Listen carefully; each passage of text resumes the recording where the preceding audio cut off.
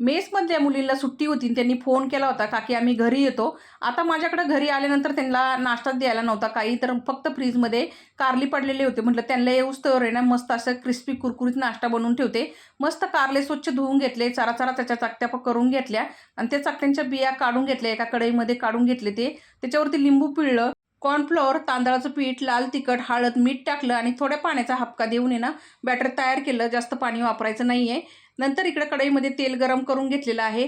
कडकडीत तेल गरम करून घ्यायचं, त्याच्यामध्ये सुट्टं सोडून घ्यायचं, भाज्यासारखं सोडायचं नाही आहे. आणि फास्ट गॅस करून मस्त आलटीपलटी करून क्रिस्पी कुरकुरीत होईपर्यंत फ्राय करून घ्यायचं. शेजवान चटणीबरोबर त्यांना खायला दिलं होतं मंडळी. त्यांना समजलं पण नाही हे कारलं आहे ते, एवढं टेस्टी झालं होतं. आता तुम्ही म्हणतात मुली तर दिसल्याच नाही, तर मंडळी एखाद्याला जर कॅमेऱ्यामध्ये यायला आवडत नसेल आणि आपण त्याला जबरदस्ती घेतलं तर काय होऊ शकतं, एक तर माझा कॅमेरा फुटू शकतो, नाही तर त्या मलाच फुटतील. चला तर मंडळी, भेटूया पुढच्या व्हिडिओमध्ये. धन्यवाद.